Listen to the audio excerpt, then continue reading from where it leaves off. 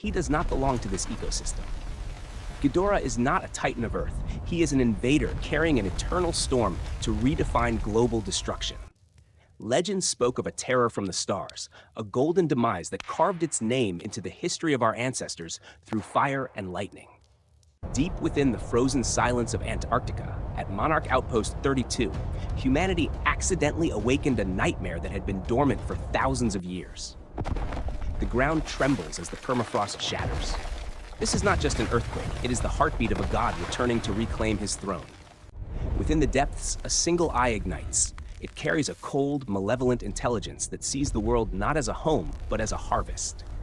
The Alpha rises. The central head, Ichi, leads the way with a presence so commanding that the very air begins to ionize around his form. 3 heads, one singular purpose. They move with an unnatural, fluid grace that defies the biological laws of any creature born on our planet. When those wings unfurl, they do more than just lift his weight. They act as massive conductors, stirring the atmosphere into a frenzy of violence. A localized supercell storm erupts instantly. Ghidorah does not just fly through weather. He is the weather, a walking hurricane of golden thunder and rage. His roar is a terrifying symphony of electronic shrieks and predatory growls, a sound that signals the end of the world as we know it. Retreat! From the perspective of the soldiers on the ground, hope vanishes.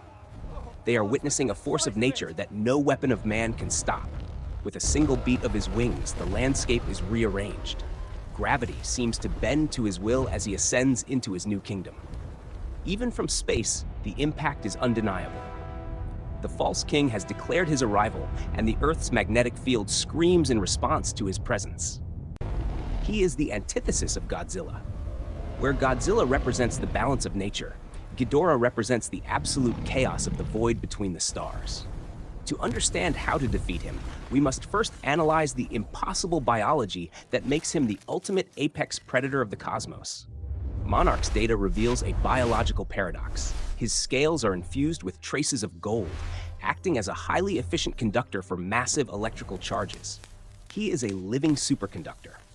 Unlike Earth's titans who feed on radiation, Ghidorah can absorb and redirect raw electrical energy from any available source. When he consumes the power grid of a city, he becomes an unstoppable battery, fueling his gravity beams with enough power to vaporize entire armies. His skin is an armor of extraterrestrial composition, designed to withstand the vacuum of space and the intense heat of atmospheric re-entry. Perhaps his most terrifying trait is his regenerative capability. A lost head is merely a temporary setback, regrowing in moments through hyper-accelerated cellular mitosis. This creates an absolute rivalry. Godzilla is the fire of the earth, while Ghidorah is the lightning of the heavens, 2 opposing forces of nature. His nervous system is a marvel of alien evolution. 3 brains, each capable of independent thought, yet coordinated by a singular, malevolent instinct for dominance. The left head, often called Kevin, displays a curious and almost playful madness, contrasting sharply with the stoic aggression of the central leader. Even his tails are weapons, rattling with enough force to create sonic tremors that can shatter concrete and destabilize the very ground he stands on. Standing over 150 meters tall, his sheer mass defies standard physics, supported by a skeletal structure strengthened by cosmic elements. In the stratosphere, he is a golden god. He moves with a speed that belies his size, cutting through the air like a serrated blade. His biology allows for complex vocalizations that can communicate across hundreds of miles, calling other titans to do his bidding and bow to him. He is the great deceiver, a false king who uses his alien power to hijack the natural order of the Earth's own ancient protectors. Every aspect of his being is designed for conquest. He does not wish to live in harmony. He wishes to terraform the Earth into a wasteland. His presence alone alters the biosphere. Forests wither, oceans boil, and the sky turns into a permanent cage of clouds and death. Designers look to the most dangerous serpents on Earth to capture his movement, creating a creature that feels both organic and deeply wrong. The internal conflict between the heads adds a layer of depth to the character, making him feel like a living, breathing, and thinking entity. He claims the high ground, not just as a tactical advantage, but as a symbolic gesture of his supposed divinity over the world below. But how did the masters of CGI bring this celestial terror to life? Let us dive into the magic behind the screens and pixels. The foundation of Ghidorah's realism lies in a complex skeletal rig. Animators had to ensure 3 separate necks could move without clipping or breaking. To capture unique personalities, 3 different actors performed the motion capture for the heads, allowing for distinct facial expressions and reactive movements.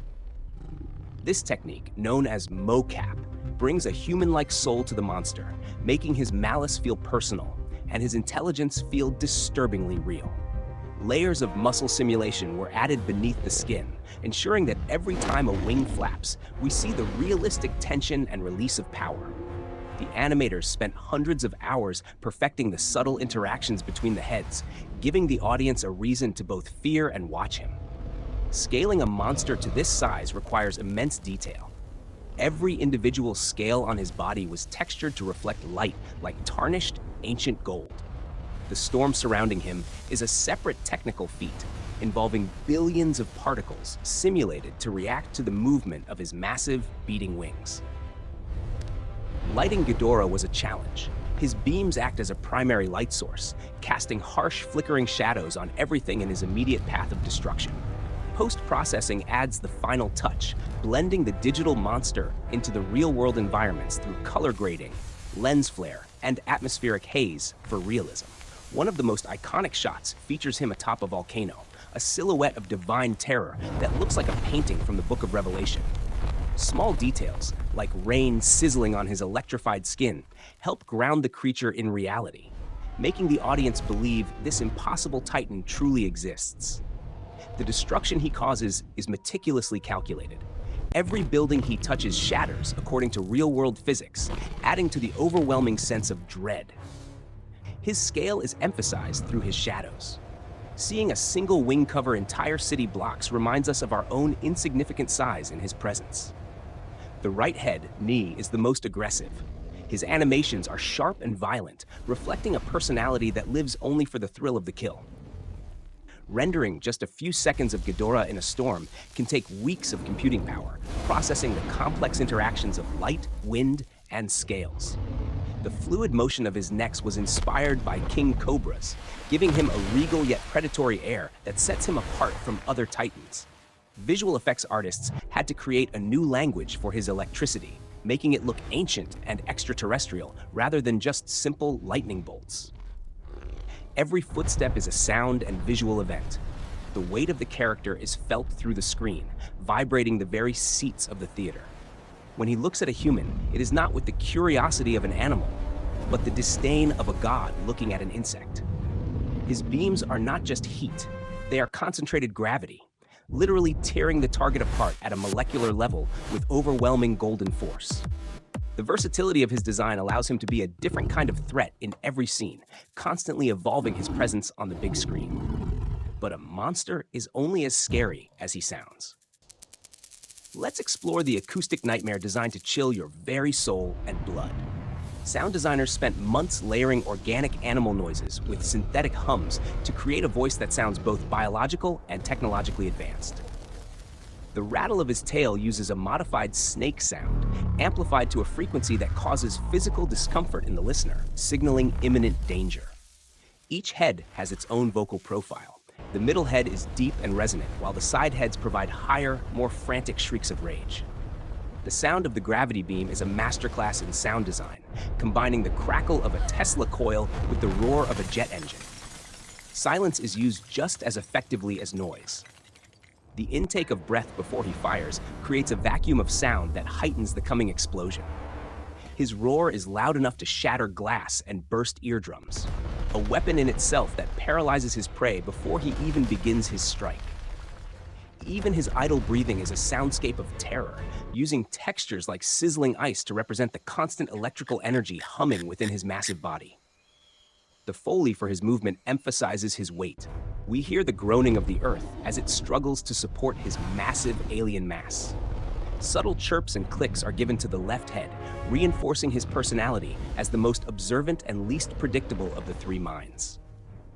The thump of his wings is designed to be felt in the chest of the viewer, using sub-bass frequencies to create a sense of true scale. When the heads interact, the sound shifts to a more intimate, conversational tone, making them feel like a pack of wolves in a single body. He is the storm. The sound of thunder and the sound of his voice become indistinguishable, a terrifying wall of noise that dominates the entire theater. The modern roar pays homage to the classic bells and metallic shrieks of the original Toho films, updated with a layer of modern, visceral power.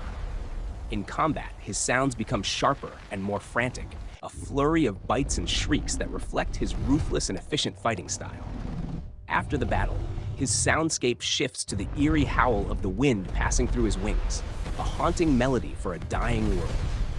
Mixing these sounds requires a delicate balance to ensure the monster feels huge without drowning out the emotional stakes of the human story. Every impact has a distinct sound, showing the durability of his golden scales and the futility of human weaponry against his cosmic might. The attention to detail in his sound design is what makes him a character rather than just an effect, giving him a tangible, frightening presence. Now, we witness how directors use the camera to make us feel like ants beneath the feet of this three-headed celestial dragon. By placing the camera at ground level, the audience is forced to experience the sheer scale of the monster from a terrifying human perspective. He is large enough to create his own solar eclipse. When he passes overhead, day becomes night, and the world is plunged into artificial twilight. The contrast between our most advanced technology and his ancient size is staggering. A multi-million-dollar jet is nothing more than a gnat to him. Using recognizable landmarks like Fenway Park helps the audience comprehend just how massive he is, turning a playground of heroes into a graveyard. Directors often hide him in the storm. The fear of what you can't fully see is more powerful than a clear view of the monster.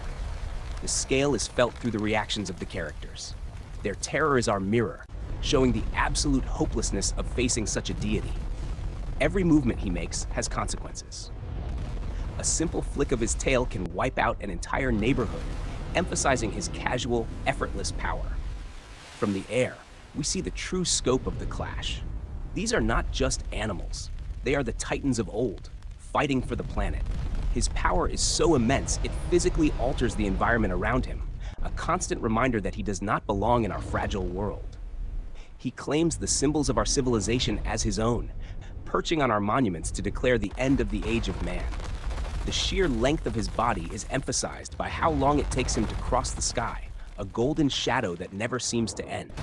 The tactile nature of his interaction with the city makes the CGI feel solid and heavy, grounding the fantastical creature in a tangible reality. The fear of Ghidorah is subterranean. Even deep underground, there is no escape from the tremors caused by his celestial, crushing weight.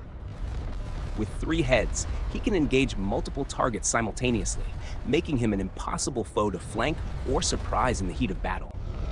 He doesn't even need to use his beams to destroy us. The simple displacement of air from his wings is enough to wipe out our defenses. His strikes are lightning fast. For something so large, he possesses a terrifying agility that catches his enemies off guard every single time. He is the eye of the storm, a calm and methodical engine of destruction, surrounded by a world of absolute, chaotic elemental violence. Every frame of his screen time is designed to convey his majesty, turning a movie monster into a truly legendary figure of cinematic history. But even a god can face a king. As the sky turns blue, we prepare for the final confrontation that will decide the fate of Earth. The final battle is more than a fight. It is a clash of philosophies, a battle for the very soul of our planet's future. Ghidorah uses every advantage, his alien strength and electrical power, pushing the true king of the monsters to his absolute breaking point. But the Earth fights back. Godzilla enters his burning state, a thermonuclear evolution designed specifically to purge the alien invader from his world. The pulse is absolute. It strips away the golden armor, revealing the vulnerability of the false king beneath his stolen, divine, celestial exterior. In the end, only one head remains. The false king is brought low, his alien life flickering out in the face of Earth's true protector. The execution is swift. Godzilla ensures that no cell of the invader remains to threaten the balance of the ecosystem ever again. The order is restored. The false king is dead, and the rightful ruler of the Titans takes his place once more on the throne. Ghidorah left a scar on the world that will never fully heal, a reminder that the stars hold terrors we are barely beginning to understand. From a suit-mation puppet to a digital masterpiece, Ghidorah has always been the ultimate rival, the gold standard for kaiju villainy and scale. His legacy lives on through the fans, who continue to be inspired by his terrifying design and the incredible work of the VFX artists. But is he truly gone? In a world of monsters and mad science, even the dead can find a way to return in a different form. The potential for his return as a cybernetic nightmare keeps the threat of Ghidorah alive, a ghost in the machine of the monsterverse future. Earth is resilient. With the alien threat gone, the natural titans help heal the planet, turning the battlegrounds into new hubs of life. We will always remember him as the storm that changed everything, the three-headed king who came from the dark to test our world. The technical achievements in bringing Ghidorah to life have set a new standard for creature design that will be studied for years to come. Their rivalry is legendary, a cornerstone of cinema that explores the conflict between our world and the mysteries of the vast, cold universe. The story of the Monsterverse continues, with many more secrets to uncover and many more titans yet to rise from their ancient slumber. Thank you for joining us on this deep dive into the nightmare that is Ghidorah. What is your favorite Monster Zero moment? Let us know below. Don't forget to like and subscribe for more in-depth Titan analysis. Until next time, keep your eyes on the skies for the Golden Lightning.